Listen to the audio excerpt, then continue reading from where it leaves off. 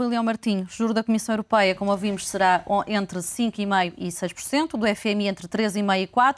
Em que taxa média é que isto resultará para Portugal? Vamos lá ver. Temos aí uma diferença de taxas importante, ainda nos faltam saber várias questões. Uma delas é, no próprio dia 16, se tudo efetivamente fica aprovado e regularizado. Depois de saber o período, que penso que é mais ou menos 7 anos e meio, será semelhante aos outros países. A questão também das calendarizações, do agendamento das amortizações. Mas é importante que a taxa... Já diz que a calendarização pode ir até aos 13 anos. Pronto. E juros variáveis, penso eu. Agora, a taxa em si era desejável e expectável que a taxa ficasse abaixo de 5. Pelo menos que não fique muito acima de 5. Neste momento... Expectável, mas previsível. Expectável. Previsível, está-se a falar agora em 5,5. E eu 5,5 acho relativamente alta. A imprensa hoje fala em 5,9%. Há muitas contas contraditórias. Acho bastante alto e com mais imposição de dificuldades assim para nós podermos cumprir dos prazos que se irão estabelecer e com os sacrifícios de todos. De qualquer maneira, eu ainda tenho alguma expectativa que até o acerto final se consiga baixar até cerca dos 5%.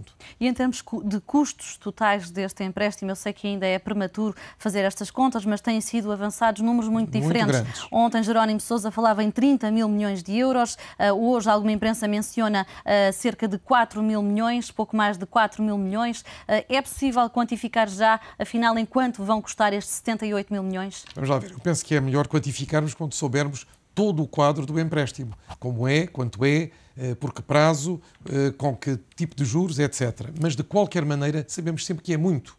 Mas Portugal vai conseguir fazê-lo, com sacrifício, com austeridade, com capacidade de implementar medidas, mas isso é que é o necessário. Se não conseguirmos fazer isso, temos um problema a seguir. Acha que esse muito poderão ser 100 mil milhões? Não sei, não tenho números, mas admito que qualquer número desses, mesmo aquele que disse mais pequeno, é sempre grande. Agora, nós temos que ter a capacidade de ter condições, em primeiro lugar, que não sejam demasiadamente exigentes.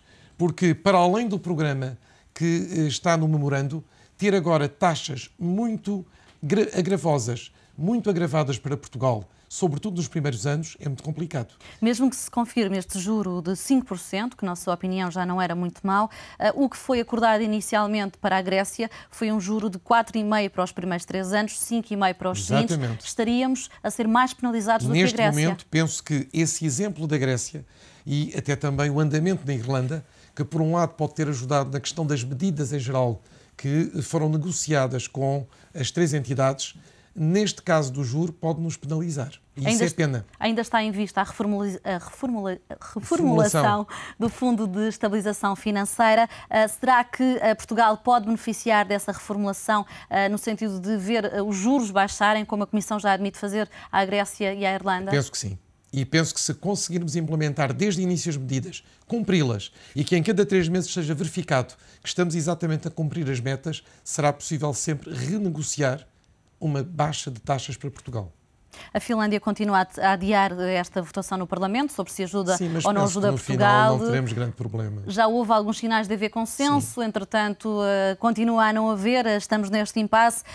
O que é certo é que Portugal já ajudou a Finlândia na altura da Segunda Guerra Mundial, há quase 70 anos. Isto é falta de solidariedade, na sua opinião? Não, acho que não é. É falta de solidariedade em geral. Eu acho que são determinado tipo de forças políticas partidárias que por vezes tomam posições nos vários países e que depois são refletidas, e nomeadamente em Portugal, como um impedimento que fosse, digamos, total ao empréstimo. Já vimos que não é bem assim.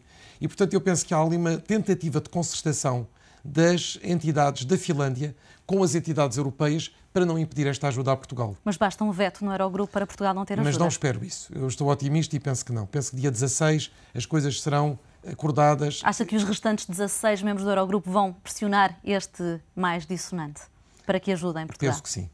Rui Leão Martinho, muito obrigada pela sua análise. Até à próxima semana.